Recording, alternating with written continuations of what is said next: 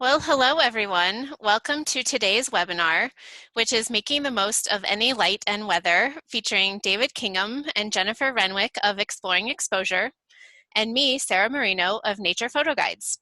So today, we are going to take you through 4 of our lessons about making the most of any situation you find out in nature, so that you can make the most of your time, regardless of the light that you're encountering or the weather. We'll also share a lot of examples, mostly of small scenes, but also we'll talk about a lot of things that are also applicable to grand landscapes. So after the presenters, or after my brief overview of our goals and our agenda for the day, we'll go through some introductions and some learning goals, and then you'll hear presentations from David, me, and then Jennifer. After that, we will have time for a Q&A period, and then we will announce our next webinar in this series. So, as we get started, we do ask that you remember that tech platforms like Zoom are sometimes getting overwhelmed due to the unprecedented demand for this technology right now. So if you have issues, we would just encourage you to try switching to a different browser as a first step. And if that doesn't work, just know that we will be recording this. So if you have issues, we will share after we wrap it up. So don't worry if that ends up being a problem, you'll still get to see the whole presentation. Zoom also has 2 functions that you should know about. So first, there is a chat that you can use to communicate with any of the presenters or all of the attendees. So you can hopefully see that probably on the right side of your screen. And then there's also a Q&A option. So if you have a question during our discussion, please submit it through the Q&A, because that's where we will go through when we go through the Q&A at the end of the session. So with those things, thanks so much for joining us. We're really glad that you're here to learn more about this topic. So I will start with my introduction. So as I said, my name is Sarah Marino, and I'm a full-time nature photographer based in southwestern Colorado in a town of about 900 people at the base of the beautiful San Juan Mountains. My photography business is Nature Photo Guides, which I operate in partnership with my husband, Ron Cascarosa, who is also a nature photographer. We offer ebooks and tutorials, including a few location guides, resources on photographing nature's small scenes, so a lot of the stuff we're talking about today, black and white landscape photography. We also travel part-time in an Airstream trailer with our cat, who you just might hear contributing to today's session since she is wandering around the house. So with that, we can go to Jennifer for her introduction. Hi everyone. Let me see. Can you see me? I don't know how to. We aren't all 3 on the side anymore, so I don't know what happened. No, they can see you. Oh, they can? Okay, I just can't see myself. Okay. Hi everyone, I'm Jennifer. I'm David's other half. So I am originally from the Midwest, but I am now based in Colorado. In my prior life, I was a geologist. I have my bachelor's degree in geology. And then I kind of switched gears, didn't really want to work for an oil company. So I went into veterinary medicine, and that is me on the left there, actually holding one of my cats after she was waking up from anesthesia. And I did that for 14 years. And then I kind of needed a little life change, career change. So photography was always a hobby. So I dove into it full time after I met David. And we now travel on the road in this trailer that you can see here. We've been traveling in it full time for about 4 years now, going on 4 years in May. And we haven't killed each other, and it's been really fun. So the benefit of that is to really get to know our locations that we take our clients to, get to know them really intimately, weather, everything. And it's just been really fun. So I've been doing photography full time now for 4 years. And then the picture on the right is usually how you'll find me in the field. That picture is courtesy of Sarah. She took that of me when we were in Death Valley together this winter exploring a canyon. You'll usually see me with my lens up to something, trying to get the minuscule details. I think that comes from my background in veterinary medicine because I did clinical pathology a lot. So I spent a lot of time behind a microscope looking at really small things. So I'm super in tune to details. And that's pretty much me. And then obviously with David, I teach with him in Exploring Exposure, and then we also co-own the Nature Photographers Network. Thanks, Jennifer. Next, we'll go to David for his introduction. Thank you, Sarah. So I'm David Kingham. Jennifer covered pretty much everything about us already, but I also run Exploring Exposure and NPN, and I've been a full-time photographer for about 8 years now or so. And I've become really obsessed with small scenes and creating unique imagery that's personal to me. And I've also become really active in supporting the photographer community through NPN. So just love helping all you guys out. And I think that's about it. All right. So our goals for today is we really want to help encourage all of the participants to see nature photography potentially a little bit more broadly than you may have in the past. So think about opportunities regardless of the conditions. We also want you to see light and weather potentially differently than you might have in the past as well. So we'll talk a lot about clear skies today. We hear a lot of complaining about there's nothing to photograph because there aren't any clouds or there's not any interesting weather. So that's one example of how we want to help you think differently about this, about light and weather, and see opportunities when you might have previously seen limitations. And then we also want to give you some practical ideas to stretch your skills. So especially during Jennifer's presentation, she'll give you a couple of ideas for how you can test out some of the ideas we're going to share today.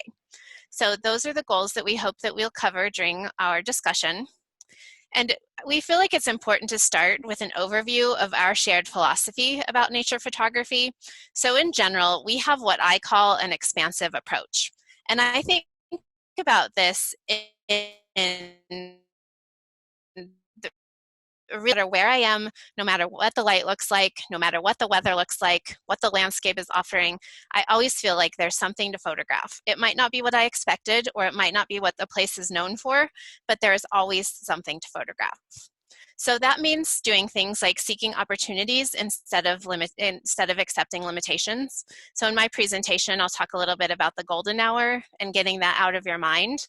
So that would be an example of a limitation. So instead of seeing a limitation, we're looking instead for opportunities. We also are encouraging you to think about how you are connecting with the landscape at the moment where you're in nature. So instead of going into a place with an idea of I'm going to photograph sand dunes in this particular way, it's instead seeing like, well, what am I connecting to based on how I feel today, what I'm seeing, and instead letting your mood and connections drive the photography that you're going to do in the moment. And then the theme of our entire presentation today is really finding photos in any weather and light. So that's going to be the main theme, but that's a key part of what we consider an expansive approach to photography. And then again, possibilities exist throughout the day.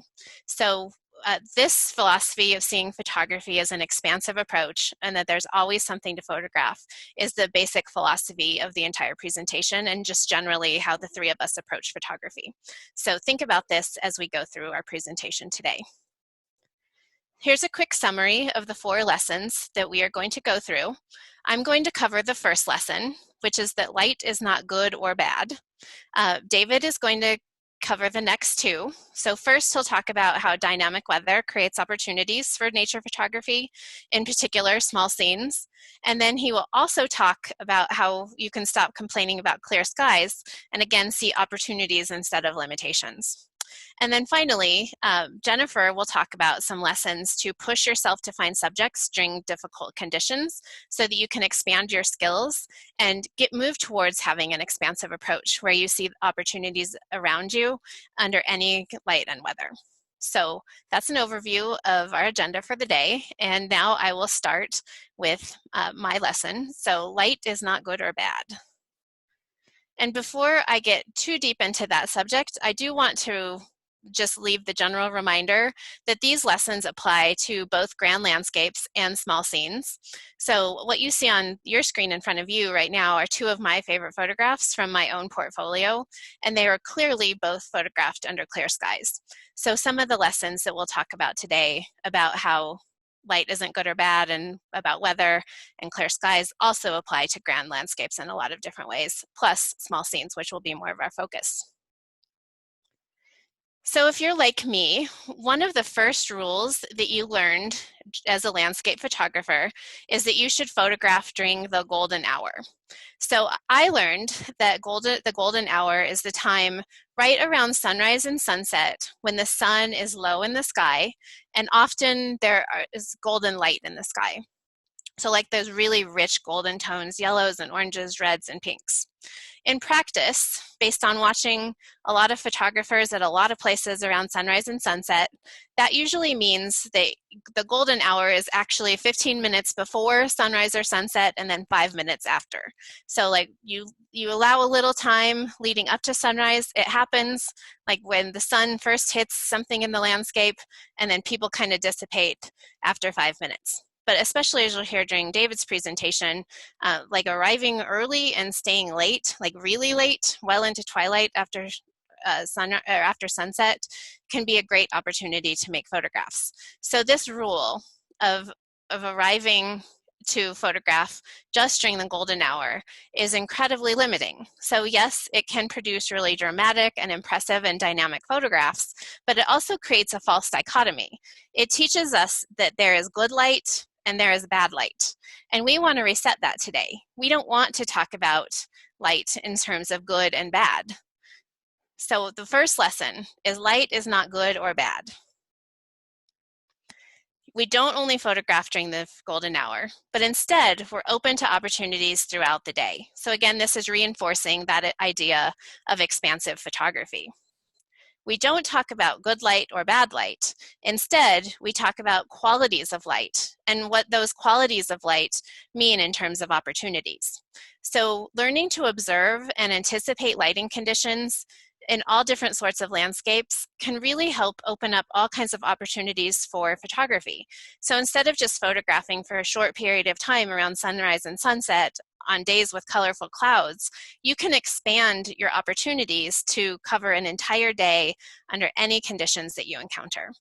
So I'm going to go through a couple of those qualities that you can use to apply in your photography to expand your view of light beyond that dichotomy of good and bad, and instead to think about qualities of light that you can then use to create opportunities.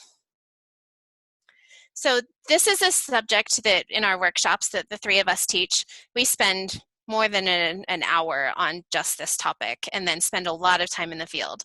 So condensing it down to a couple of PowerPoint slides is just meant to give you a quick overview. So we won't get into a lot of details, but I'm hoping that a couple of these ideas will help you next time you're out in the field to see some different kinds of opportunities. So when I think about light, I think of three key qualities. First, it's direction. So is it coming from behind me, in front of me, from the side? Is it being diffused through clouds? Is it reflecting off of some surfaces? So thinking about where and how light is coming into a scene. I also think a lot about the intensity. So how bright is it? Is it direct and harsh? Is it diffused? Is it specular? So some of those intensity questions can help you think through like how might you photograph a particular subject given those conditions. And then color. Light also has color, as you know from seeing things out in nature and then processing your own photographs. So that means color ranges from cool to neutral and mixed to warm. And I'll give a couple of examples of what that looks like. And in my own work, I think about color a lot in terms of mood, that the colors that I'm choosing and the colors of the subjects that I'm choosing and the color of the light that I'm working under really helps create a lot of mood for the scene or the photographs that you want to present. So generally, when you start seeing all of these qualities of light and work on identifying them in the landscape, you'll start seeing the opportunities abound, way beyond the golden hour. I took these photos over the course of one sunset in Death Valley. They were all within a few hundred feet of one another, all taken on a clear day. So there were no clouds, no light in the sky, just completely clear day. And this shows how much light can change over a very similar scene in terms of things like depth and color and texture and mood. So by thinking about this just a single scene, you can see how light can travel over a scene and really change what it looks like. So in the first example that you see, this photograph here, there's a lot of texture because there was light on the ridges and shadows in the depressions. So that adds a lot of texture. Whereas this photograph that was taken at sunset, almost all of that texture is gone. So it has a very, very different feel. And then this example of the 22 minutes after sunset, those really strong colors were actually there. David will talk about this as Salmon Light, so that you can get, for reflective surfaces like sand or Badlands or other reflective surfaces, you can get really dramatic colors under some conditions. So this also is a good reminder of why you should get to a place early and stay late, because the opportunities change throughout the progression of a sunrise or sunset. So here are some examples of lighting that offers depth and progression with small scenes. So when you think about light coming from behind, so with the cactus photo, this is a backlit scene. So light, I'm looking into the light. So you get those fuzzy rims of all the cactuses because they're backlit, which gives some depth and some texture to those subjects. If there was flat light, you would lose almost all of that texture. Or in the other example, you get with that strong focused light, you get depth and progression throughout the scene. So those are some more dramatic kinds of light that you can see how they're expressed in a particular landscape. Other lighting scenarios soften and flatten a scene. So in the case of the dunes on the left-hand side, there was a really, really colorful sunrise in the sky, like from my perspective, too colorful to photograph. So that really pink light reflected onto these sand dunes. So even though during the middle of the day, these kind of look like a kind of a brownish goldish color with a really pink red color of bank of clouds in the sky reflecting on the scene, they pick up really beautiful, warm, reddish pinkish light. Even light can also really help soften a scene. So these Badlands are really rugged, and during the middle of the day, they're also fairly brown. But this really soft light helps bring out some of the colors and helps kind of flatten the scene. So versus the previous example where you got more depth and texture, these examples really soften and flatten. In other cases, lighting conditions can bring kind of mundane subjects to life. So in this particular case, the first example on the left, the subject, which is the tree, so those are just like the end of fall type of leaves, just the last few clinging leaves. There's light shining on the tree, and then the background, which is a canyon wall, is totally in shadow. So that really makes the tree pop, where the canyon wall and all the details back behind the tree fall into the shadows. So that's an example of where that tree is really brought to life and the leaves kind of glow based on the lighting conditions. And then light also adds texture. So you can see in the example on the right that the light on the rims of each of those little cups, that brings some depth to the scene and adds a lot of texture. So without the light, that would look a lot more flat and less three-dimensional. So the interplay of light and shadows is another example of how light can really change how a scene looks. And again, as a reminder, all of these photos were taken during what is typically considered bad light for nature photography. Here are a couple of examples about light intensity. So this is an important quality to think about. Soft light often brings out qualities like grace and elegance, whereas more aggressive light can offer drama and be especially dynamic. So harsh light, like that you see more on the right side, the right example, harsh light can bring really strong light and shadows, which is a lot of contrast. Whereas the soft diffuse light in the photo on the left has a totally, totally different feel. So the intensity of light really helps think through, like, how could I potentially present this photograph? So like black and white is a great option when you're thinking about really strong contrast. And then learning to identify these qualities can really help you see photography opportunities throughout the day, so any time of day and in any weather conditions. For the photo on the left, we had run into a big group of about 10 other photographers, and everybody that day was like, there's nothing to photograph, it's so overcast and gray. And I ended up with a photo that I really like, because instead of socializing, I decided to photograph, even though it was raining and the fog was really thick. I really liked that soft diffused light. So sometimes it's just about redefining what good conditions mean to you. And then color of light is another thing to think about. So there's cool light, like you see with this ice, neutral and mixed, so some cool mix of cool and warm or more neutral colors. And then on the right-hand side, you see that those warmer colors bring a fully or a completely different mood and completely different impact. So with that, I am going to show you a lot of examples of photos that I have made during what a lot of photographers consider bad light. And almost all of the photos in my part of the presentation would be taken under what would be defined as bad light or unproductive conditions by a lot of nature photographers. So by this, I mean in the middle of the day, in harsh direct lighting conditions, gray and overcast, clear skies, and dreary weather. So those would be some examples of bad light. And each of these is offered as a bit of a contrast so that you can just see how much the lighting and the weather conditions dramatically changed each of these examples. So in one case, we have rim lighting, which helps bring texture to the scene, where fog really helps flatten the scene and bring softness.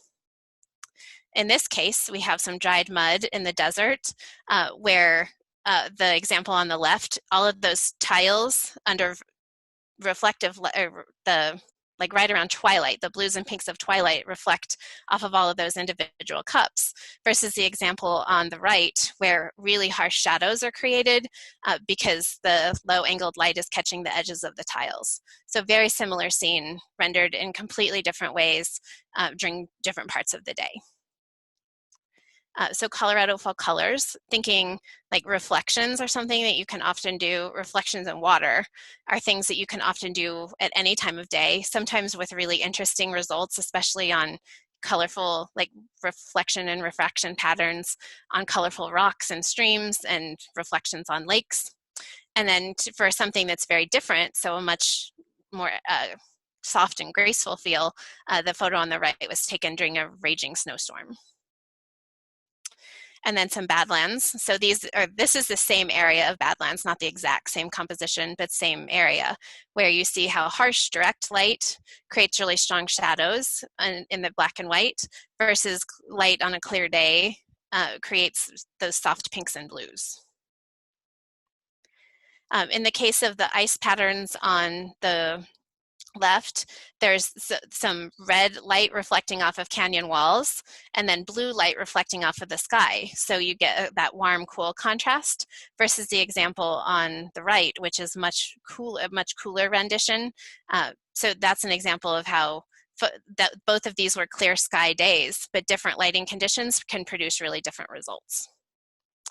And then you can always create your own light. So in both of these cases, I used a reflector or a coat to create my own shade. So these are really small subjects in Death Valley National Park. And I also do this a lot with plants and flowers, where on clear days or days with kind of mixed light or light that's just not working, I can create my own light. And to do that, I can use 3 of these tools. So the professional choice, which I sometimes have with me, often don't. I have like 3 of these, but they don't always make it in my bag. So these reflectors, that you can use them to create shade, to create warm light, to reflect cool light. So that's the best option if you want to create your own shade and your own light. My backpack serves as a perfect self-supporting alternative. So the photo on the left here I created by using my backpack to create shade, just sitting it up over the scene. And then often you will find me facing down with my camera with my coat tied around my legs, creating shade that way. So it's the always have it with me alternative. So with that, my lesson, to wrap up my lesson, we're going to stop thinking about good light and bad light. That dichotomy is going out the door. Instead, we're going to think about qualities of light and the related opportunities. So that if you have harsh, direct light with a lot of shadows and light, you might be interested in working in black and white. If it's gray and overcast, it might be a great day to photograph some plants. So with that, I'll pass it on to David for his part of his next 2 lessons. Thank you, Sarah. I'm trying to unshare my screen. I got it for you. Sorry. Okay. All right, just a second.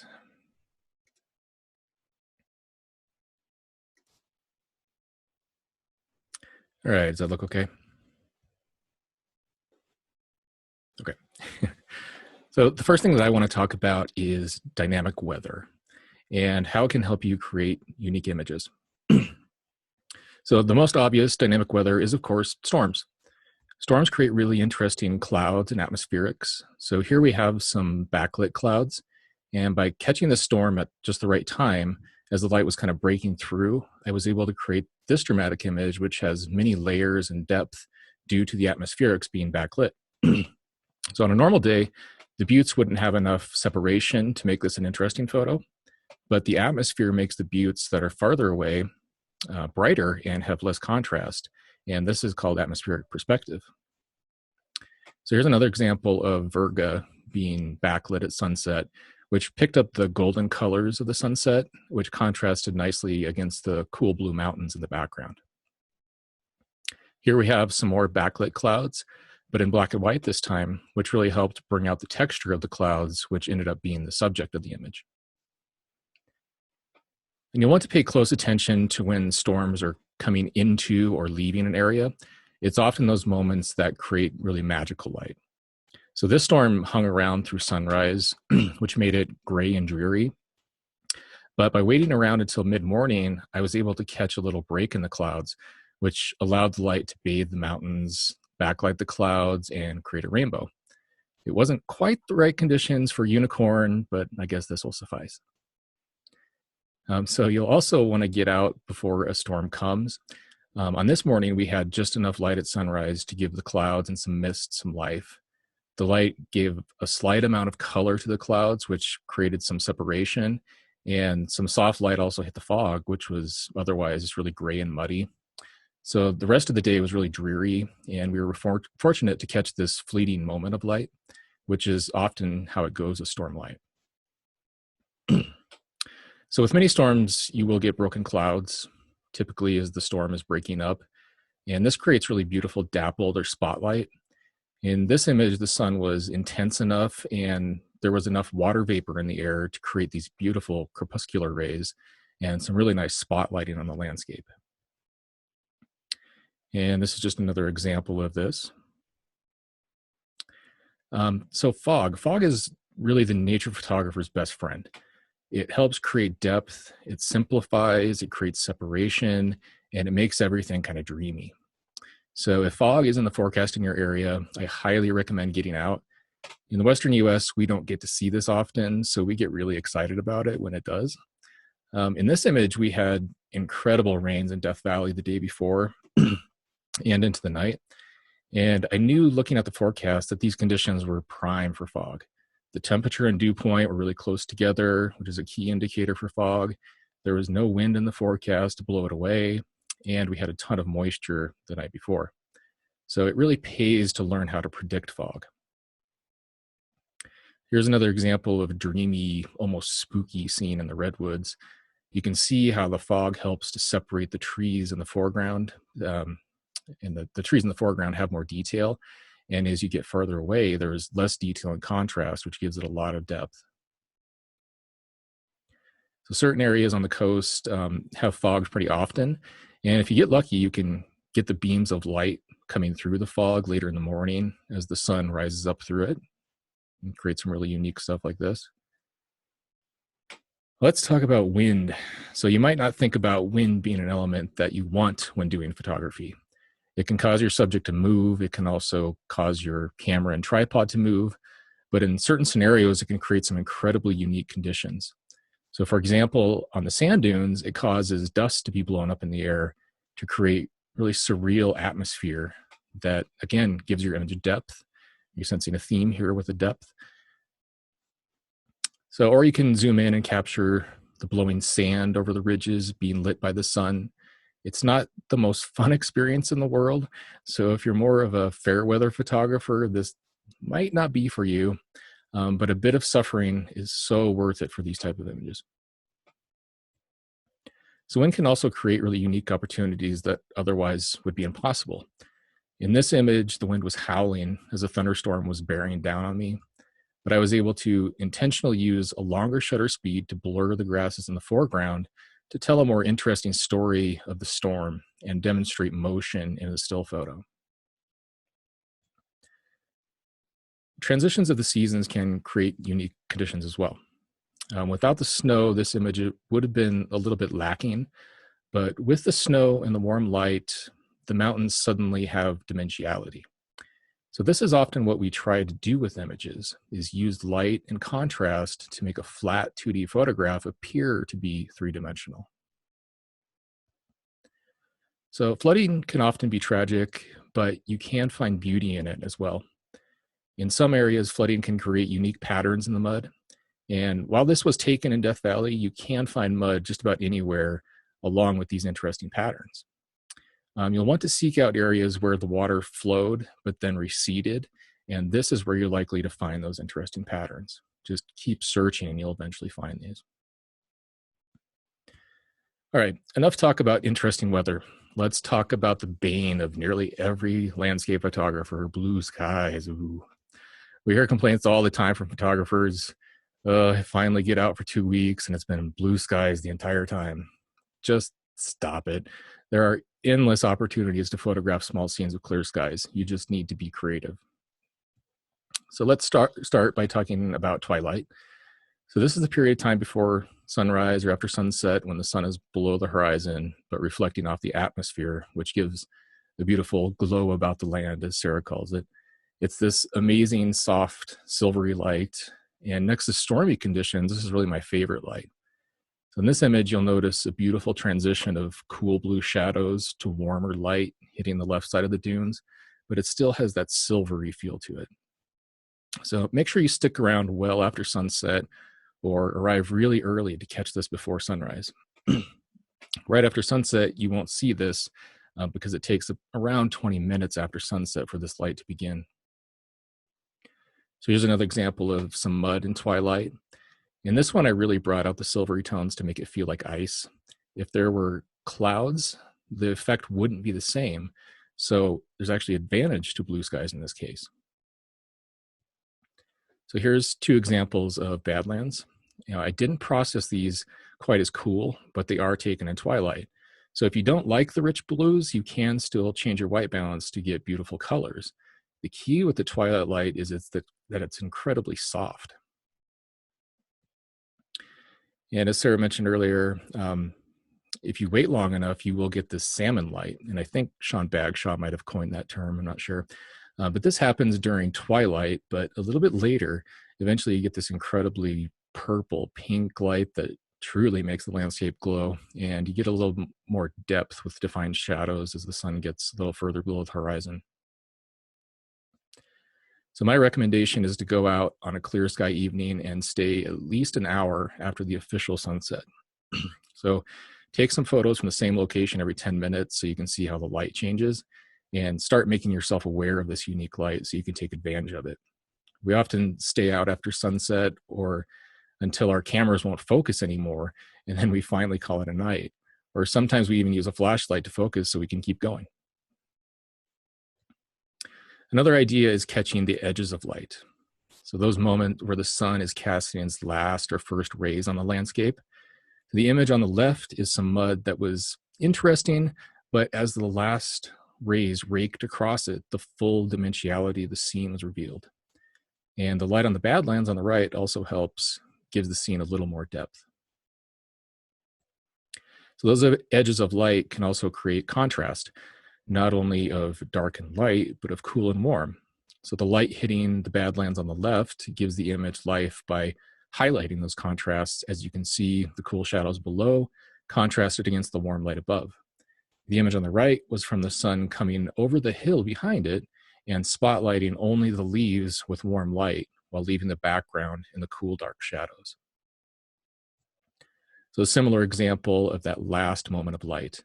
So you have to be keenly aware, as this moment literally lasted seconds before the sun was gone for the day.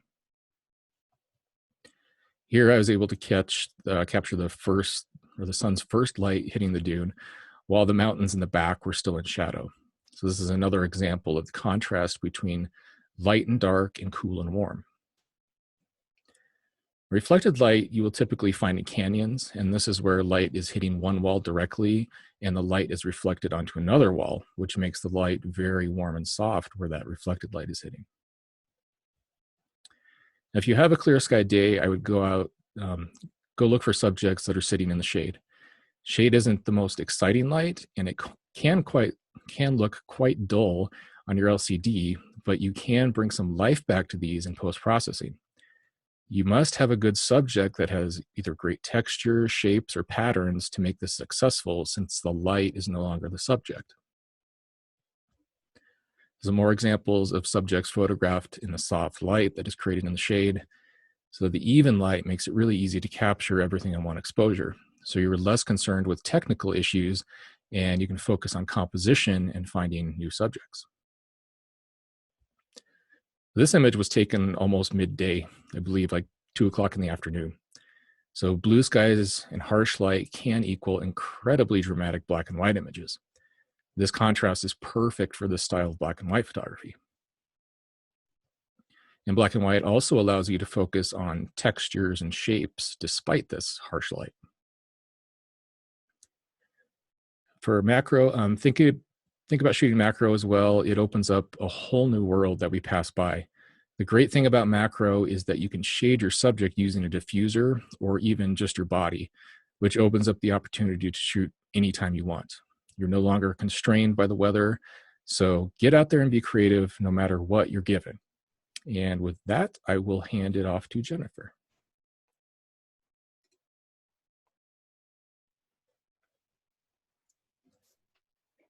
Okay, just give me a second here to share my screen.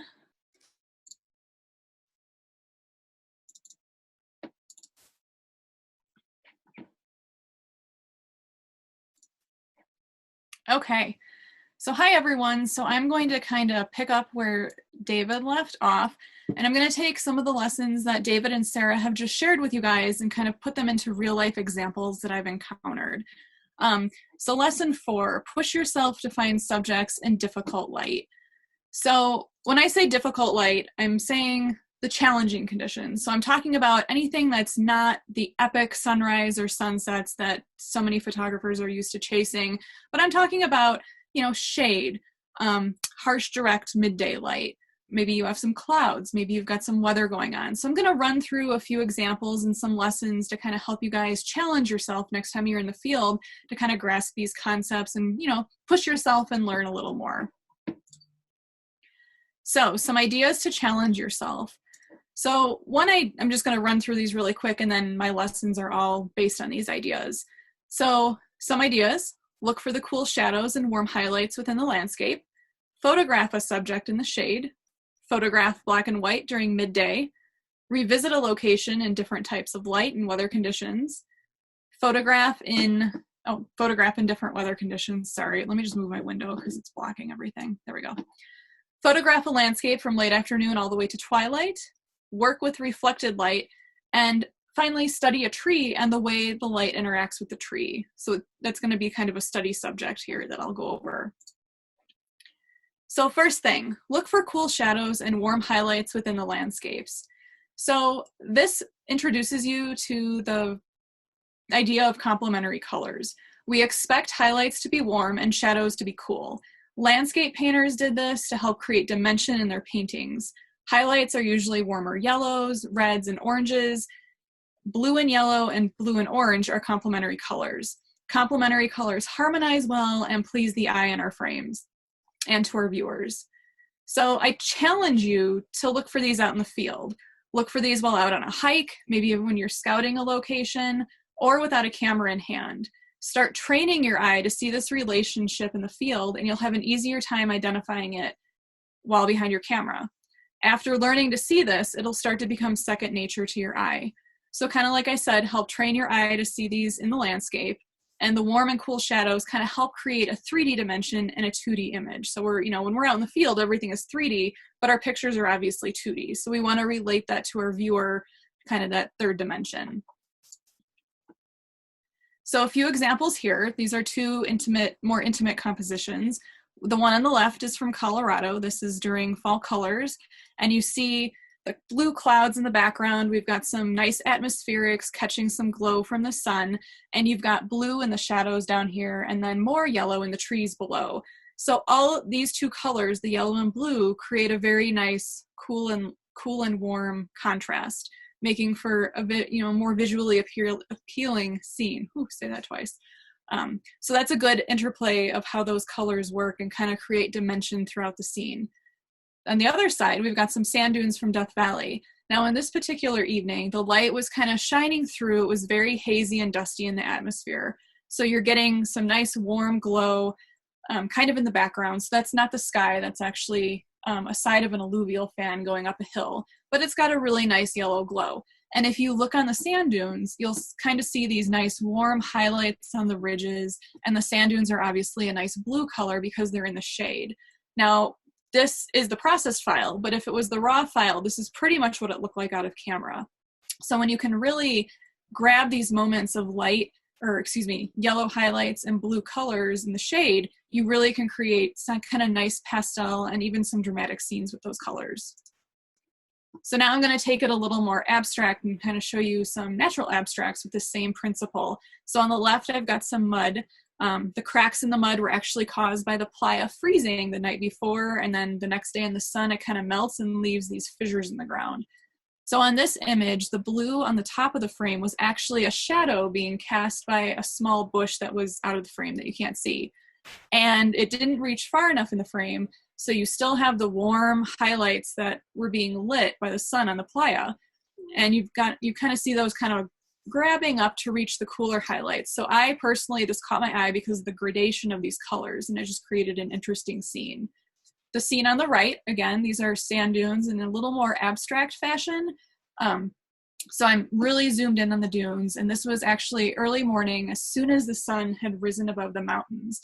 So I've got this really nice warm rim light on the dunes intermixed with the nice cool shadows of the dunes, making for just a really nice image. And I apologize for my voice. It's allergy season here in Denver. I can hear myself being scratchy, and it's annoying me, so I'm sorry. 'Tis the season, it's spring. So one more thing on this topic, I'm going to show you a landscape painting. This is from one of my favorite landscape painters, Albert Bierstadt, and this is called Storm in the Rockies. And this is a good example of how landscape painters used highlights and shadows to give that dimensionality to these paintings. So you can see here there's some blue in the clouds, and he's painted the spots of light on the rock faces in the mountains in a nice yellow, and you can kind of see just the shadows are a little bit cooler. So this is just a quick example showing how landscape painters used to do this, and they were way, before photography time. And it's a good idea, even as a landscape or nature photographer, to actually look at landscape painters' work, because you get a lot of these ideas that we apply in present day photography as well. So I encourage you to kind of go up and look at them and see their work and try to see if you see these things when you're out in the landscape. All right, next challenge, photographing subjects in the shade. So by doing this, we take out the element of light and shadow. So as photographers, we're kind of used to chasing the light and photographing the light. But when we're photographing subjects in the shade, we're focusing more on the details and the colors versus the light and the shadow.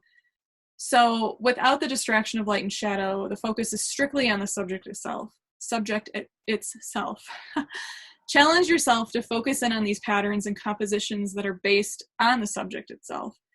So this gives a chance to prevent the subject in a different way, and it's a good challenge to kind of challenge your mind to not focus so much on the light and the highlights and the shadows and the landscape.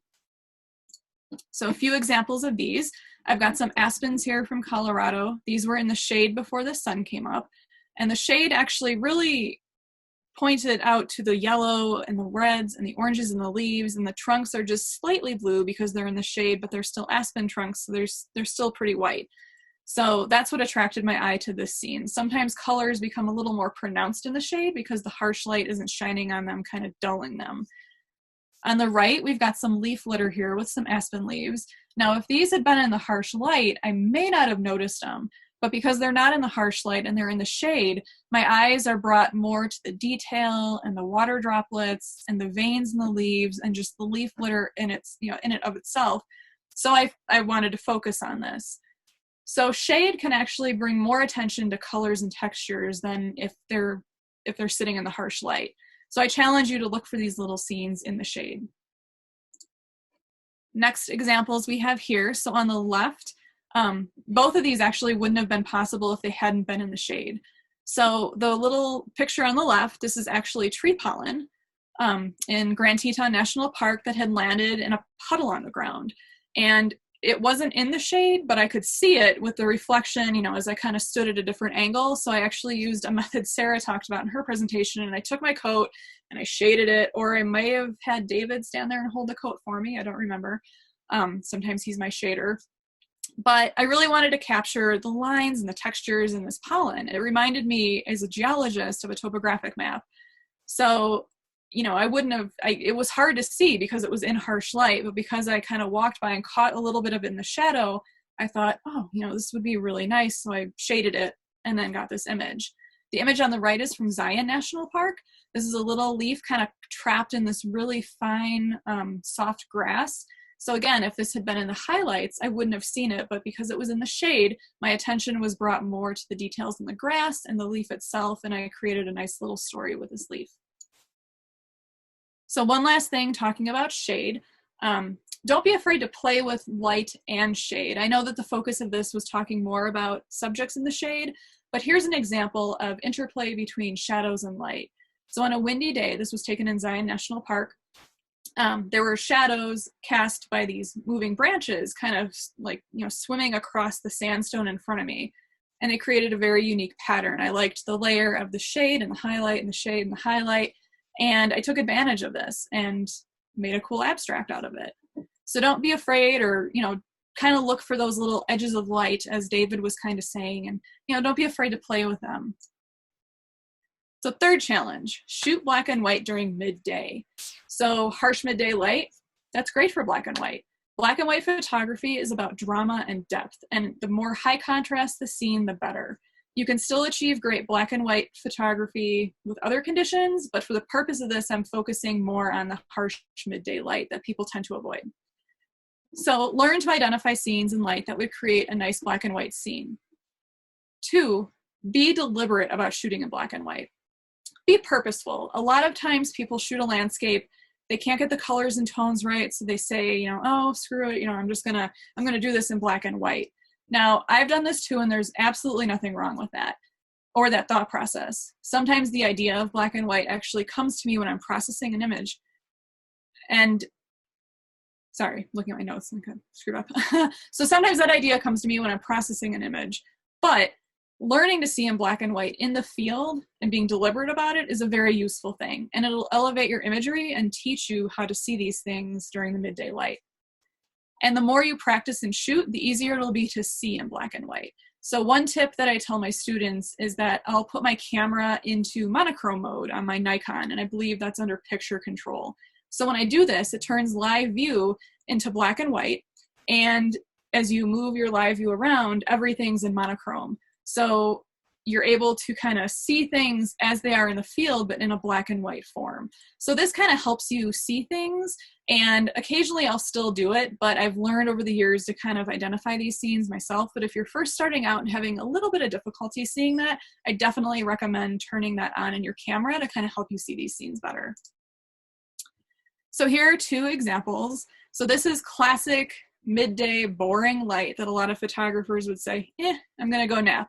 Well, we were out in Death Valley, and this is a remote set of dunes in the park, so we had taken about a 3-hour drive to get there, so we were going to shoot things to make it worthwhile.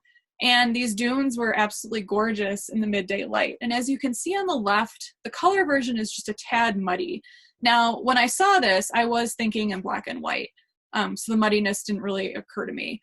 So when I got into processing, I immediately wanted to take advantage of these nice dark shadows and these nice areas of highlights on the dunes. There's even some blowing sand that you can't really see well in the color version, but in the black and white version, it just pops.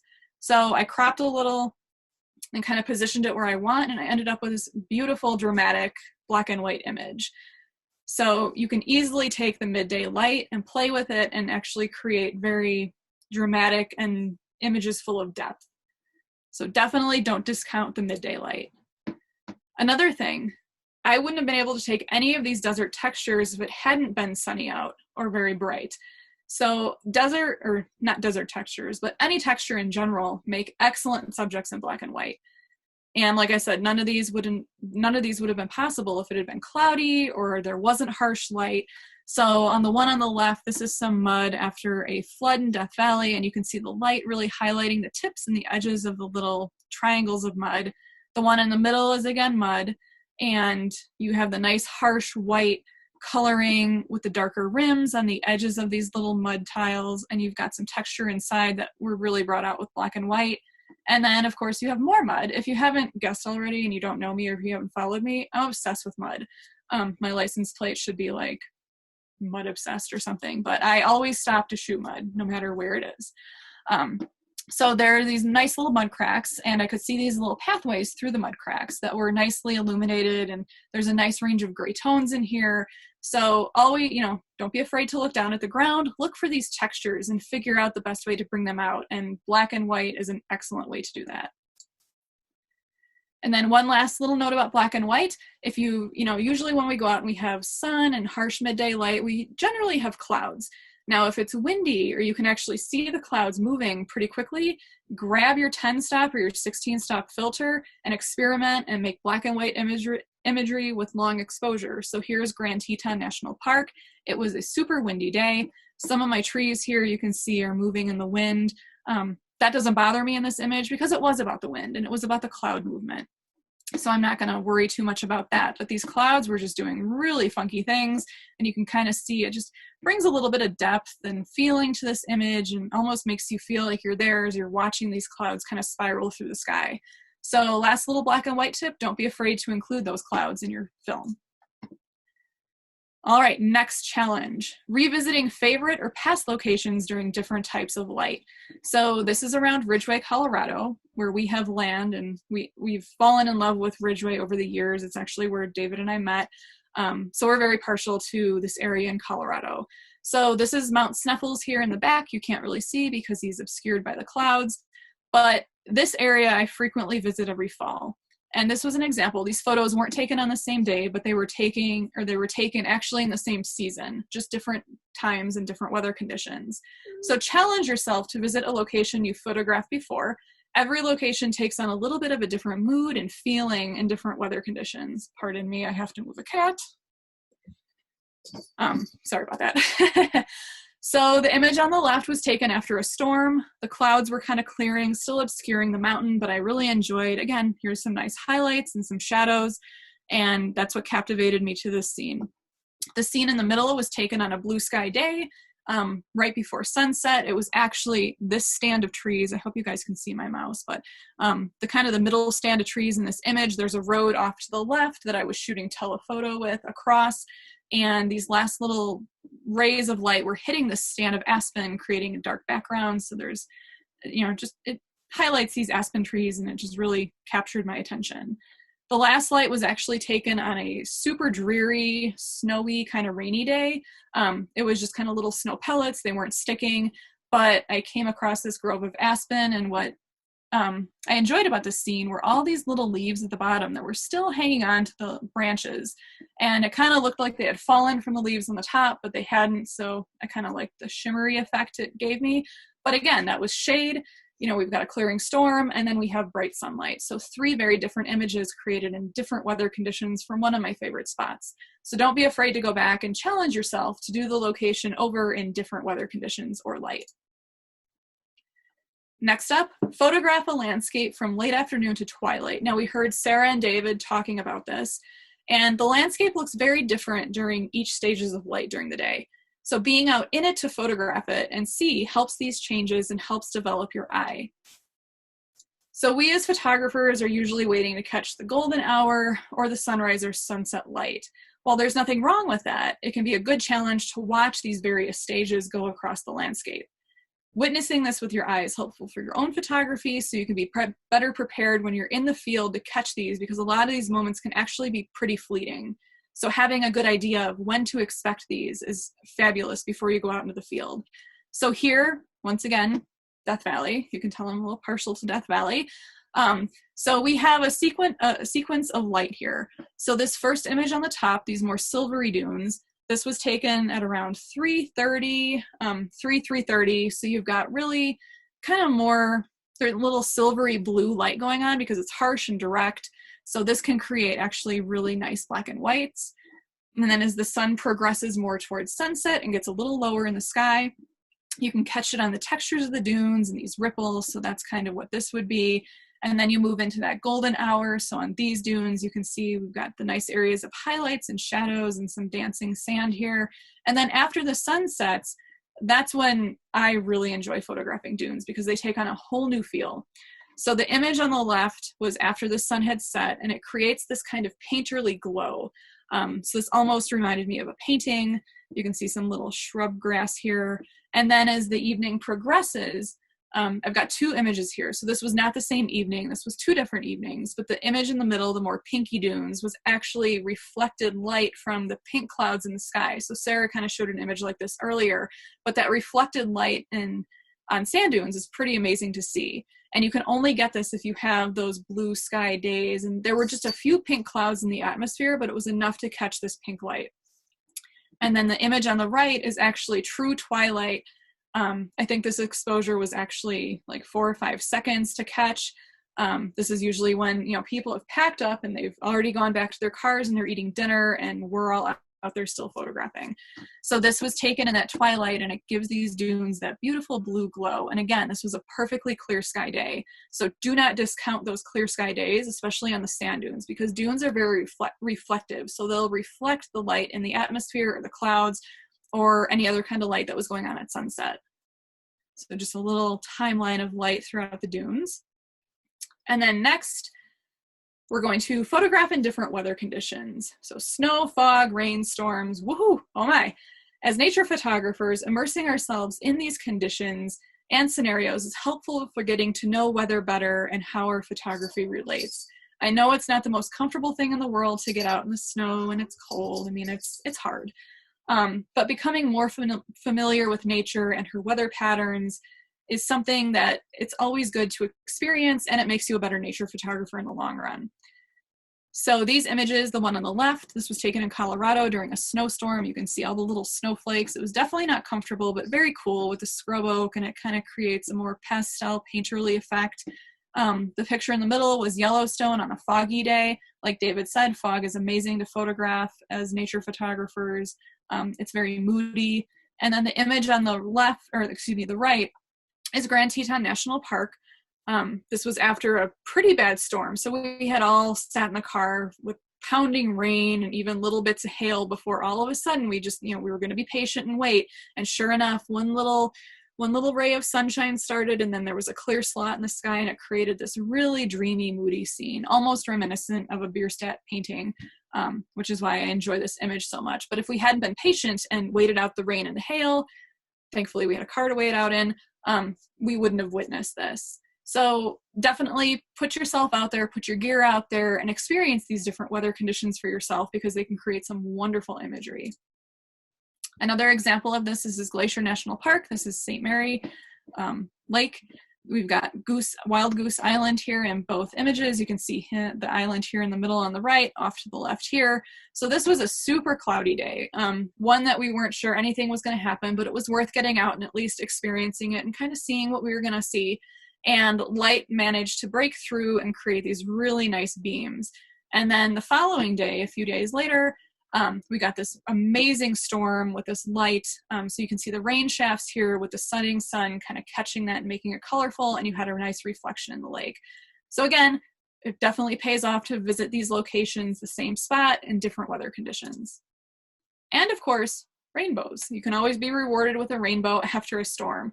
So the sun must be positioned at a pretty low angle. I think it's about 42 degrees relative to the viewer. And the part of the sky where the rainbow is has to be clear. And obviously you have to have a rain shaft or moisture in the atmosphere to catch that. But rainbows are very rare. I think I read somewhere that each location on Earth experiences 8 to 10 rainbows a year. So you really have to time it right. And we've rushed out trying to catch rainbows sometimes, and sometimes they just don't happen. So, but you always have to try, and it's worth it when it finally all comes together. All right, last few things here.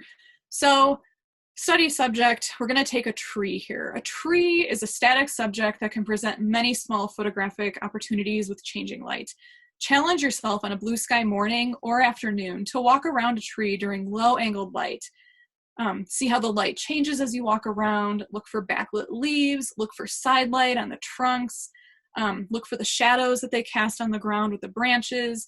Even if you don't photograph trees or necessarily like, photographing trees, they're an excellent study example of light. So I encourage you to at least get out into a forest or a tree, or find a tree and do these exercises to kind of help familiarize yourself with these different kinds of light. So just an example here of some trees. You can line up the sun in between a trunk and catch a sun star for a nice little effect. Sun stars are only possible on clear sky days. If you have any clouds or any kind of haze in the atmosphere, it kind of dulls them and you won't get the nice little spikes. And then the next image here are some nice shadows being cast on the ground from these trees. You've got some side light here on the picture on these aspens on the right. You can play with the leaves and the sun and the light. So these are some ferns at the base of a tree, kind of picking up this nice backlit glow. And then we've got some nice little backlit yellow aspen leaves here. So definitely take the time to find a tree or a forest and see how this light interacts. It's a good lesson for any photographer, and it's really fun, and you see things that you normally probably wouldn't recognize. So next up, photograph and experiment with reflected light. So you need clear skies for reflected light.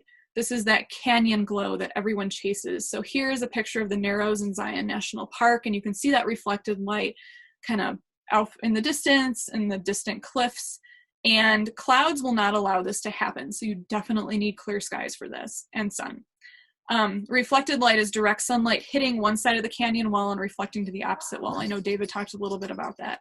And you need this reflected light to work with this on the canyon walls and stream and water abstracts as well. And sometimes with that, you're actually working with direct light. So I'll go over a few examples of these. So this is a slot canyon here, and this is some of that reflected light. So the highlights are your reds and your oranges, and that comes from more of the sun. When you start to get in the shade in the canyon, you start to see these blues reflecting, and that's actually the blue sky. So I know slot canyons are infamous for those famous scenes, the kind of more wide, grand scenes, but if you take your telephoto and really take the time to look for these color variances and zoom in, it makes for really nice photography. I'm sorry if you hear my cat running around being crazy. She's making noise right now. Shh. So, and then that direct reflected light that I was just talking about, here's another example from Zion. So this is the Virgin River. And now across the river, there were these rock cliffs that were catching the orange glow from the setting sun, and the blue in the river is actually the blue sky. So if you catch scenes like this, and again, this would not be possible if there were clouds or anything else going on. So blue sky day, tons to work with. So look for these little reflections in a river next time you have that situation. And the last thing I'm going to talk about, this is kind of reflected light, but not really, kind of in a different sense.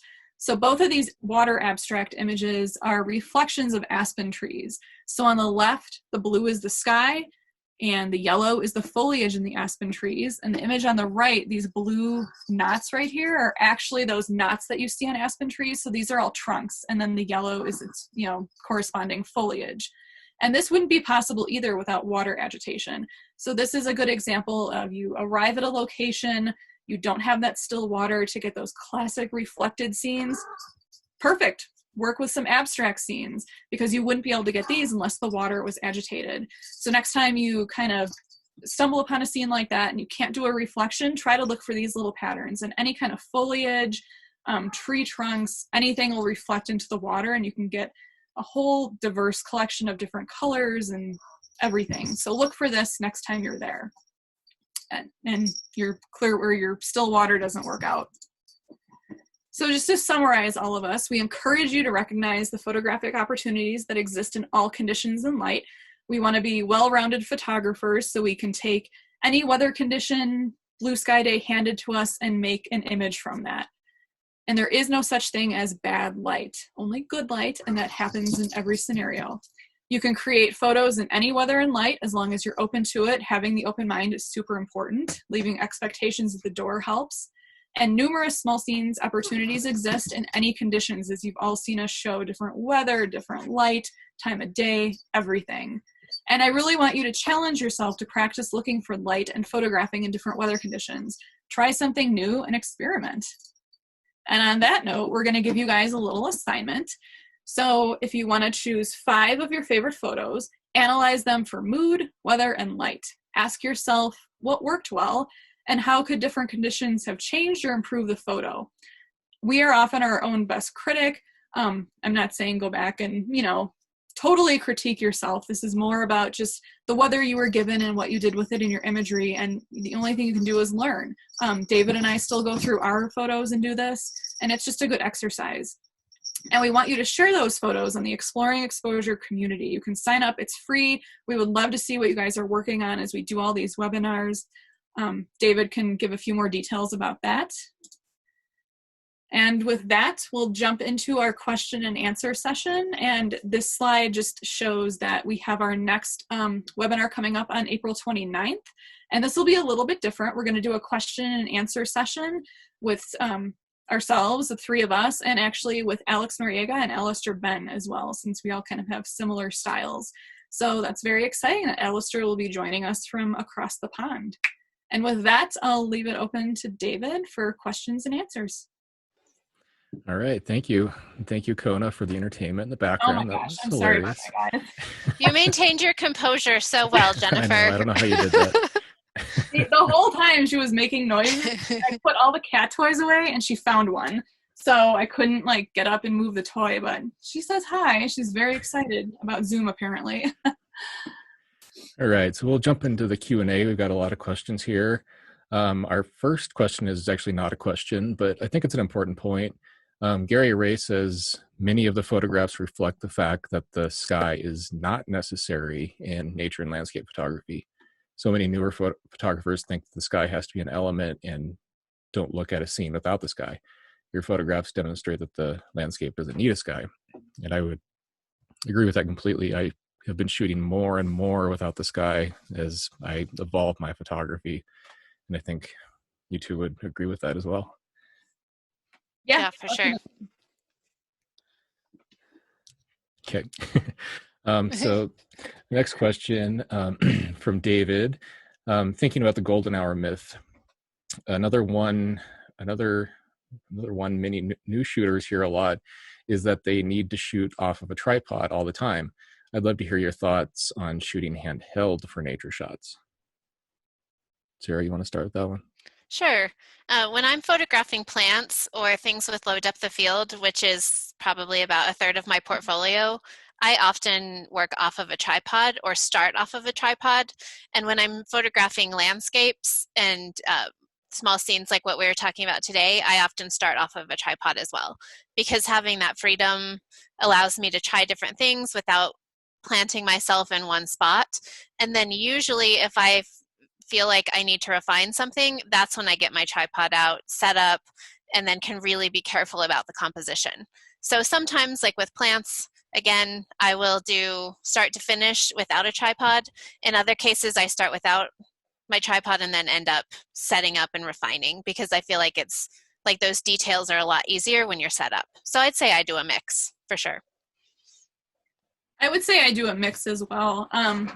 I have a love-hate relationship with my tripod. It has nothing to do with the brand or what it is. It's just, I feel like it can hold me back sometimes. So usually when I get to a scene, I'll handhold and kind of investigate and just kind of see what about the scene is talking to me, and take my camera and kind of look through live view and set up and have a few ideas about compositions.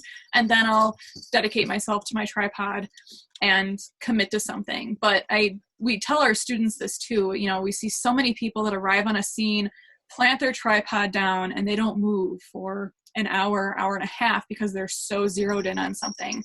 So sometimes I feel like the tripod can actually hold you back a little bit. But, you know, we try to avoid tripod hole syndrome is what I call it. And, you know, I've heard that elsewhere. So definitely, you know, using a tripod when you're ready to commit to your image is very important. I've also done that where I'm like, oh, I can just do this a few more minutes. Oh, just bump up my ISO. And I get home and it didn't work. So I definitely use my tripod, but I also don't let it hold me back. And I feel like I'm more creative when I can walk around with a camera in my hand. David? Okay. Yeah, same here. I use it 90% of the time now. Just do some experimenting without it beforehand.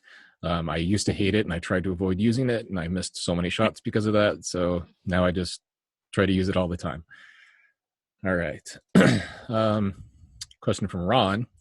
To each one, how much post-processing do you do on your images? I'll start that and say that it varies a lot. I'd say on these smaller scene images, I spend a lot less time. There's probably average of 10 minutes or so. And then more complex scenes for grand landscapes, it might be an hour, but I try to avoid that as much as possible. But yeah, usually it's like 5 to 10 minutes for me. I'd say my time amount is pretty similar to what David said. On a scale of, say, 1, where you shoot JPEG and you keep it exactly as it comes out of your camera, to 10, where you're dropping in skies and taking photos from different days and pulling them together into one. I'd say that I'm probably a 4 on that scale. So that I do, like for some of my small scenes, I'll clone out some distractions, and sometimes I'll like warp an edge a little bit so that a line leaves the frame in the way that I want it to. I'll work on colors. Like I do a lot of work around making things cooler because I generally like my work to look a little bit cooler. So doing some work on colors, but I do not drop in skies. I don't significantly warp mountains to make them look perkier. I don't do any of that kind of manipulation. I find the challenge of landscape photography of getting everything to align to be the thing that keeps me going. So that's one of the main reasons that I don't do a lot of post-processing, because I like getting out and getting it right out in the field. I would agree. I'm just like Sarah and David. I usually say I do most of my processing in Lightroom, and I'm in there about 10 to 15 minutes. And then I'll move to Photoshop to clone out distractions, maybe do some color adjustments that I've got a little more power in Photoshop to work with color than you do in Lightroom. So I'll do things like that. And occasionally I would say maybe 1 out of 20 times, if I'm doing a very high dynamic scene of like wildflowers with a really nice sky in the mountains, I might blend those 2 exposures, but that's about as far as I go. I also do not stretch mountains, sand dunes, warp things extensively. I keep it simple, and that's probably my own stubbornness for not wanting to learn a whole bunch in Photoshop. And I just like to be in and out with my images and give an accurate representation of what I saw in the field. But nothing against anybody else that does that. Art is everyone's choice. I don't hold judgment against that. It's just I don't do any of that myself. But I try to keep it relatively simple. All right. Our friend Ernie has a question about what's the difference between shooting in black and white and post-processing in black and white. And I think he's referring back to your comment about switching to black and white on your camera. So the only difference in that is that your JPEG, you're seeing a JPEG preview on the back of your camera. The raw file is still being recorded in color, so you're not actually changing anything. You're just seeing a preview of what black and white is going to be. And then in your processing, you're actually starting with a color image and converting it to black and white. Make sure you're using RAW, though. If you want to process your photos in black and white, absolutely make sure that you're using RAW and not JPEG. You'll have so much more latitude. All right. Our friend Ed What tips do you have to offer about successfully shooting forest interiors on a sunny day? Ooh. That's a tough one. Well, I think the number one thing that comes to mind is translucent leaves. That's what I think about with forest interiors under bright blue sky, or like a really sunny situation, is that leaves look so beautiful when they're translucent. So like I can think of one photo from my own portfolio from last fall where the yellow leaves are really translucent, but they're casting shadows on some of the leaves behind them, so you get both light and shadow.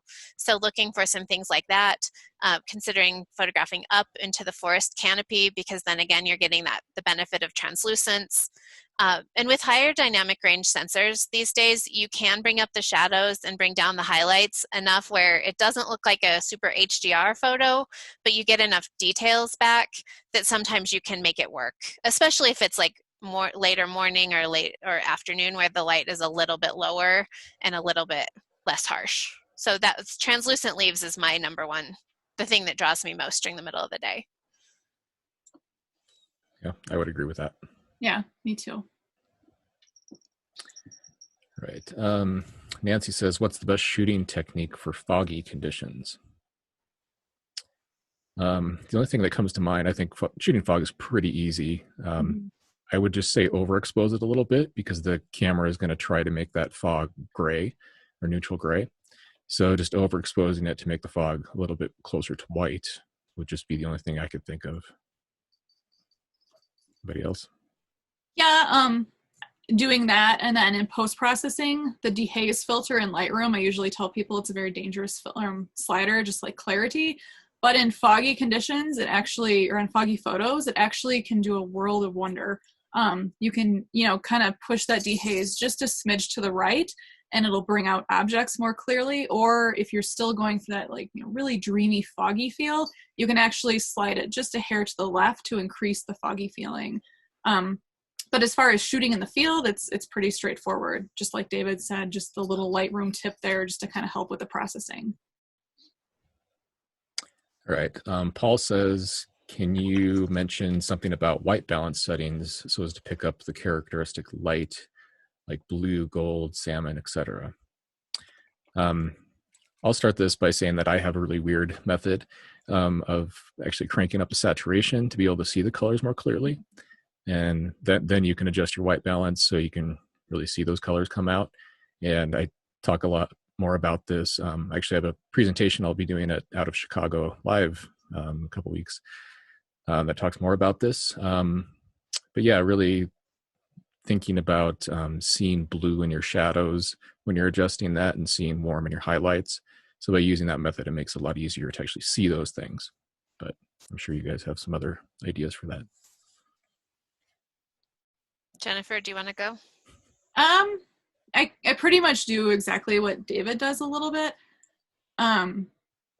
Occasionally in the field, I'll play with my white balance. I know it's all a raw image and you can change it in post, but sometimes that'll help me kind of see things differently. Like for instance, slot canyons, if you use the fluorescent setting, which I never use any other time on my camera, it actually brings out those canyon colors a little better. So I'll do that in the field sometimes just to visualize what my final product will be, but it's not hard and fast. Generally, I shoot on auto and do what David does in post.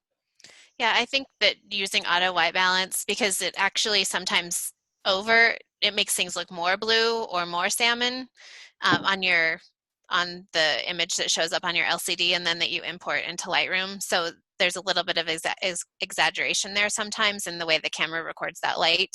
And then you can choose to either pull it back or exaggerate it even more. So I just use auto white balance and then just tweak it based on my personal preferences, which, like I've said before, is almost always to cool things off. Mm-hmm. All right. Mark had a question. Focusing on shaded subject matter limits opportunities for black and white treatments. Is that correct? And David had a follow-up that, not for him at least, that he shoots mostly black and white and fog and overcast skies and loves it. And you just need to find the right subjects. And I would totally agree with that. It limits the really high contrast black and white scenes that create those really dramatic type of conditions, but you can absolutely create lots of subject matter in black and white. I'm sure Sarah has a lot more to say about that. Yeah, I think so. You'll see your histogram looks like this when you're photographing things that are low contrast in the shade, and your goal is to pull it out. So you can do that with the sliders in Lightroom or in Camera Raw or in Photoshop, like a levels adjustment. So pulling in the black point and pulling in the white point, that pulls the tones of your black and white tones, that pulls them out so that they're mapped across the histogram more, which adds contrast to your scene. So even if you see something on your LCD where you have this really tiny little narrow histogram and it looks like there's no contrast, you can pull back a lot of that if your photo is properly exposed in the field. So I do a lot with low contrast scenes, and sometimes I like presenting them as low contrast as a finished product. Other times I like exaggerating the contrast, and so I'll use levels adjustments and curves adjustments in Photoshop to help bring some contrast back to the scene.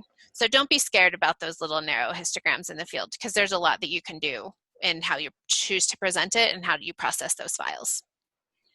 Yeah, and a lot of my favorite, like real favorite black and white images are actually those low contrast days. So I have a lot of favorite images from foggy days, even some shaded images. It's just all about the post-processing and kind of how you bring it out. So yeah, I mean, I agree that not all black and white photography needs the harsh contrast of midday. That was just more for the demonstration and the talk. You know, if you're new to black and white and you kind of want to get started in it, to, you know, it's easy to look for those things. And as you advance your eye a little bit, then you start to see them, you know, in the shadows and those foggy situations or atmospheric situations. But yeah. All right. Ken has an answer for Jennifer. Do you go out looking for interesting mud, or you just happen to come across it and take advantage of it? Oh, I go out and I look for it. I'm a mud hunter, but I've also encountered, I'd say 60% of my mud images just from going out and exploring. I know that in Death Valley, after a rain, and if you give it a few days in the baking sun, and you've had flooding, if you look in the channels, amazingly alongside the road, I've found some of my best mud. So I'd say, you know, it's a mixture of both. Sometimes I stumble across it unexpectedly, and other times I am out looking for it. One little quick story to that: some of the best mud that I saw was actually in the Zabriskie parking lot, or Zabriskie Point parking lot in Death Valley. And I was off to the side by the cars photographing it, and people were, you know, trying to catch the wonderful sunset going on. And I actually had two people come up to me and tap me on the shoulder and say, "Hey, you know, what are you doing? You're missing the sunset." And I said, "Oh, I'm good. I've got some mud here." And, you know, you kind of get the look like, "Oh, okay, yeah, she's not playing with all her cards. Okay, thanks, bye." And I kind of scare people. But no, I go out looking for it, but I also just encounter it sometimes on my hikes. All right, we have an anonymous. Curious as if everyone is self-taught, or if you had formal training in photography. I'll say myself, I am completely self-taught. I haven't been to any classes. I just picked it up and started obsessing about it and learned pretty much everything online or from books, and just from other photographers, you know, their training materials, and that's how I picked it up.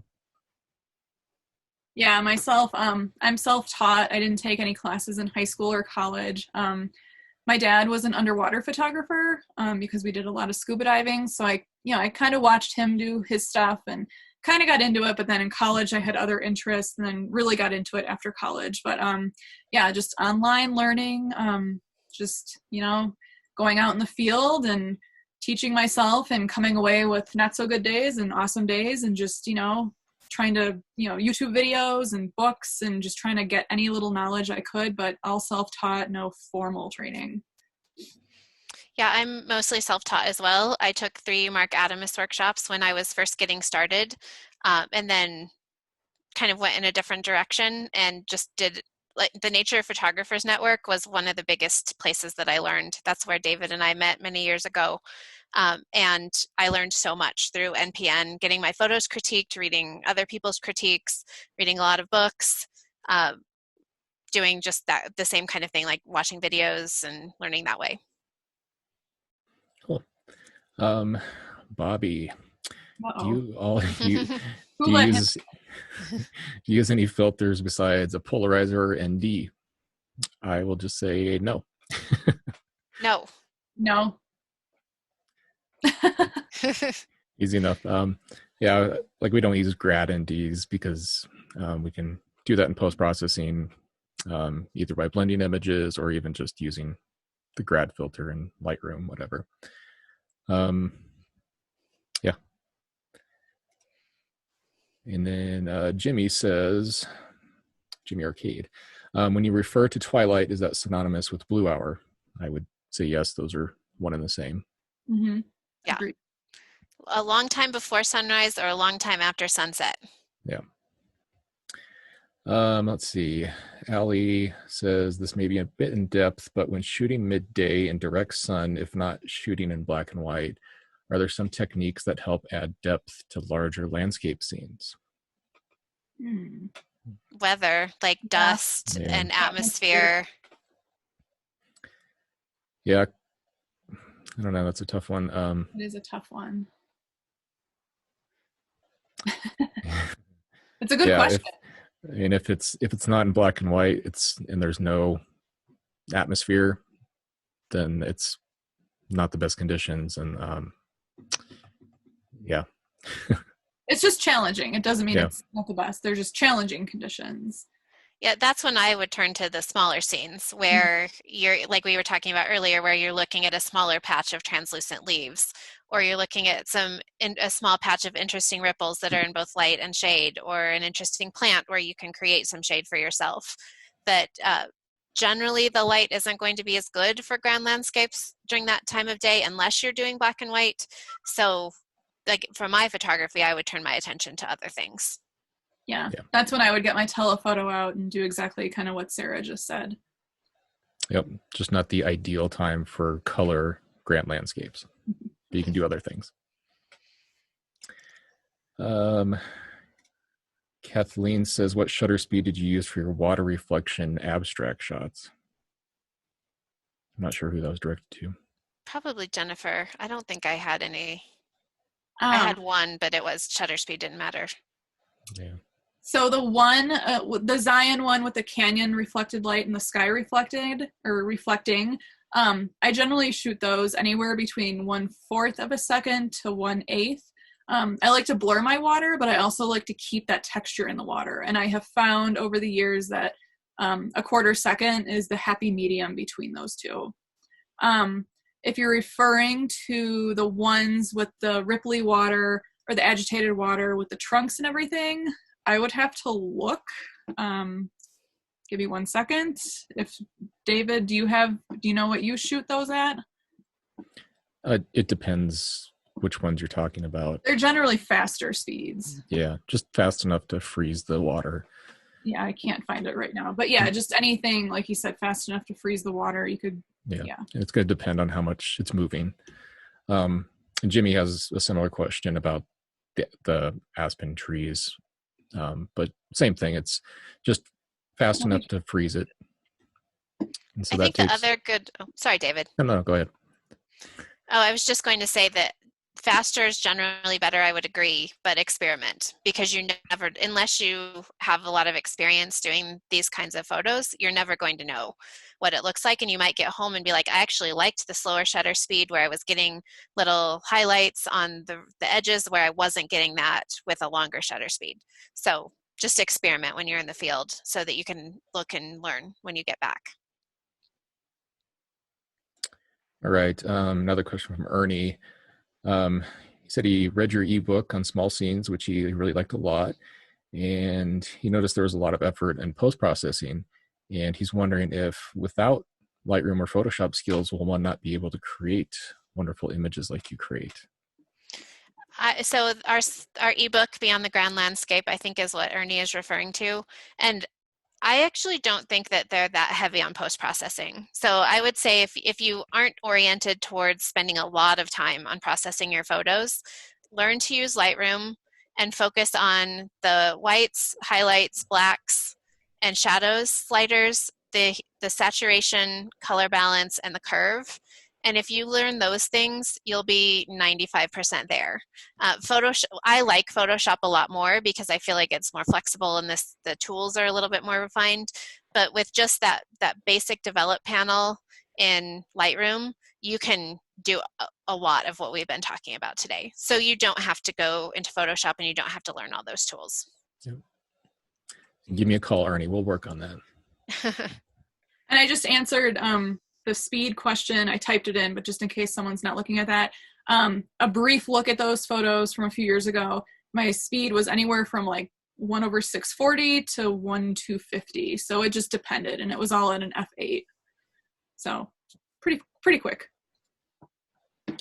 Right. Edward says, what are your usual settings? Just generally aperture and shutter speeds. I would just say generally, f8, f11, f16, low ISO, shutter speed, whatever it needs to be most of the time to either freeze or blur subject. That's the really quick answer. We're running out of time, but any other comments on that? No. Unless you're doing shallow depth of field and then you want to do like an f2.8 or f4. Mm-hmm. Mm-hmm. Oh boy.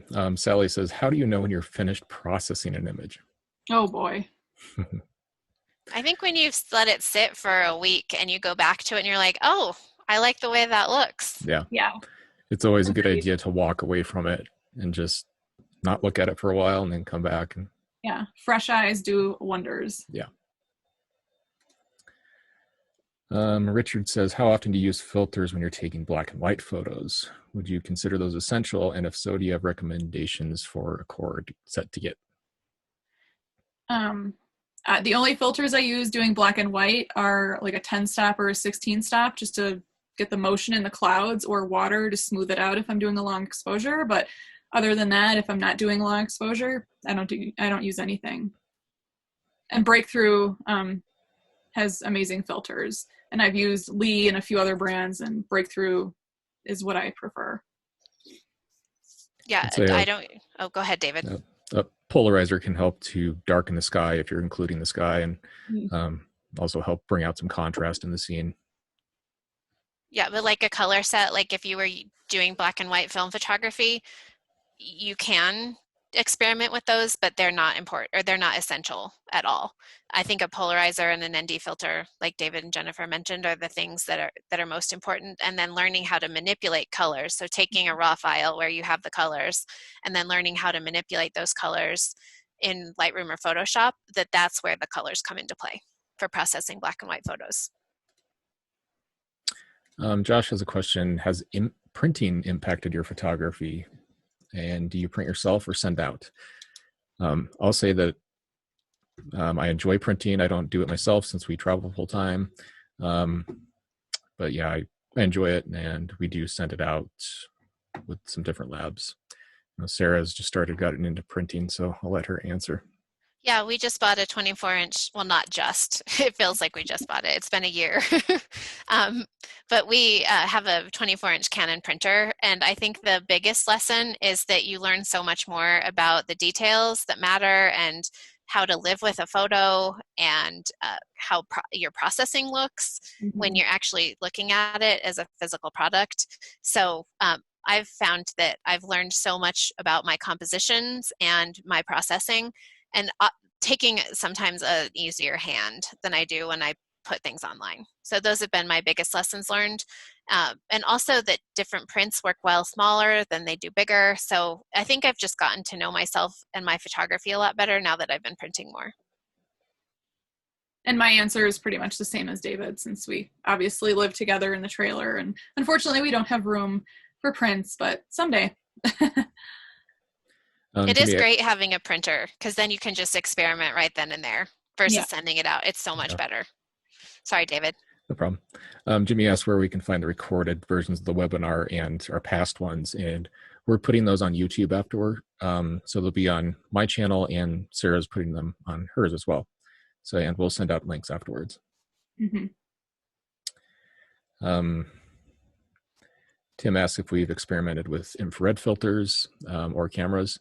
I'll say that I've experimented with filters a little bit in the past. They are very hard to use because it's like using a 10 or more stop filter all the time when you're doing that. So it's definitely challenging to use unless you're doing midday light. But yeah, I would love to get a infrared converted camera for black and white. I think it'd be a lot of fun, but haven't done that yet. Same. The infrared cameras, like converting a camera, has intrigued me, but I haven't done it yet. But I've seen some of our clients do it, and it's pretty amazing, and the black and whites turn out really nice. So another thing for the future. Let's see. Mark says, I often find myself cropping an image in post, sometimes heavily, as I find a scene within a scene more appealing in the grand landscape. Is this just an experience thing where I need to take more time out in the field? I would say, yeah, it's probably an experience thing, playing with different lenses and finding those intimate scenes. But it's good that you're actually seeing those in post-processing at least. It's good to be able to identify those. And it's a good experiment for everyone to do, actually, just to find small scenes within shots you've taken before. But with experience, you'll start to see more and start shooting more telephoto stuff. And like Jennifer was talking about in one of her exercises is going out in the late afternoon and staying all the way through twilight. So if you find yourself where you're just getting to a place right before sunset and then you're leaving right after sunset, maybe just spend more time experimenting with your telephoto and maybe what you might consider less than ideal conditions. And then you'll get used to using it and getting more experience of just doing that kind of photography while you're actually out in the field. Mm-hmm. And occasionally I do exactly that, Mark. I see, I'm working with an image and all of a sudden, especially in some of my abstract images, occasionally I'll see something a little more interesting to my eye and I will crop in. Like I said, I think our other webinar, I'm not afraid to crop. I'm not blowing things up on billboards. I'm not too much of a pixel peeper, so it doesn't bother me. And sometimes you'll see that there are all these other little scenes in your grand scene that maybe you subconsciously, I think sometimes our brains kind of subconsciously lead us to those things. But yeah, I mean, I've done that too, so. All right, Bobby has another question. How do you decide to focus stack or not? It just depends. I think the first question is, do you want everything in focus or not? Mm-hmm. And if you want everything in focus, then you ask yourself, is f16 or f18 going to get it all and my lens performs okay at those apertures? And if your answer is yes, then you can go ahead without focus stacking. If your answer is no, then you probably should focus stack. And that comes with a lot of experience of seeing in the field and then coming back and realizing that you didn't get it all in focus. So I made that mistake a lot. But also zooming in on your LCD out in the field can really help just to make sure that you do have everything in focus. But yeah, it definitely comes with experience and knowing when you want to do that. I think David's point about being safe than sorry, better safe than sorry, is an important one. Yeah, for sure. Like, just take a couple extra exposures if you're worried about your corners. Yeah. For example. Real quick, I saw someone wanted me to post all my EXIF data for all my photos. That would be quite laborious. But if you have Instagram or you can go on Instagram, I usually include all of that with each photo. So chances are it's probably on Instagram if you're curious about seeing. Right. Mike had a question for me with the fog in the redwoods. Was that just one exposure? Yeah, it was. I think I was able to pull down the highlights enough on that. It wasn't that big of a deal. Sarah asks, what lens do you use when shooting macro? I've been using like an Olympus lens on my camera, on my Fuji that's been converted. That's kind of unusual, so don't pay attention to me. Go ahead, Jennifer. Oh no, I use a Tamron 90mm, I believe. It's very sharp and easy to use. I use a 100mm Canon macro lens along with my 100 to 400 lens, which has a pretty close focusing distance. So I use both of those for my plant photos primarily and macro stuff. All right. Anonymous ask what do you have a recommendation for printers and what size would be good to review your work as you learn? An Epson or a Canon that's a 17-inch is what I would recommend. Big Yeah. enough to make prints that are big enough to see the details. But our 24-inch printer is ridiculous. When it arrived, I could not believe how big it is. So it's something that sits on a table or a desk. And then Canon and Epson are both super high quality for fine art printing. And I would just say, if you're not going to be using it very often, I would recommend Canon over Epson, because Epson's print heads tend to dry up over time. So you have to use them all the time. So Canon's a better choice for that. Let's see. Mark says, how do you go about getting images from your full frame DSLR to Instagram? Jennifer's the expert on that. Oh gosh. It's frustrating. Obviously Instagram likes the square crop. So especially from like a lot of my portrait images, they get embarrassingly cut off so short. So lately what I've been doing is I take the image into Photoshop, create a new layer, and I crop out so you get that extra space. So I will crop it to like a square, use the 1-to-1 ratio in the cropping, and I just give myself a border on the sides, and then that way the photo is able to be displayed. And the full size, you just have a border, but who cares? At least it's better than seeing the totally cropped down version. But it's frustrating. I think he's more asking about how we get it onto Instagram from our computers. So we use an app called Later. Oh, yes. Sorry. But there's your helpful Instagram tidbit of the day. Yeah. Yes, Later. Later's a great tool. You do have to pay for it. I think you can get a free. No, you can do a free. Yeah. But that's a really nice tool. There's also one, if you're on a Mac, called Flume, that you can actually post photos from that app. And the last question, what do you think about printing with discount places like Costco? There are 2 questions in the chat, David, just FYI. Oh, okay. And John said to avoid it like the plague. I will say that I've heard really good things about Costco versus other discount places. They do actually use pretty good printers from what I've heard, and you can get IC profiles from them, but I don't have any personal experience using them myself. Alex Noriega, who is going to be doing our next session with us, our next Q&A, I know that he's used Costco before and was happy. So like one of the benefits of Costco is if you live by one, then you can go drive, pick it up, bring it home, refine it, print it, pick it up, and for less cost and less time than you would have if you were having something shipped from a place like Bay Photo. So like, I don't think it hurts to give it a try if you have one by you. Yeah. All right. Do you want me to read the 2 questions? Because I have the first one highlighted. Yeah, if you have a composition that you like, but the light looks nice elsewhere, how do you choose what to shoot?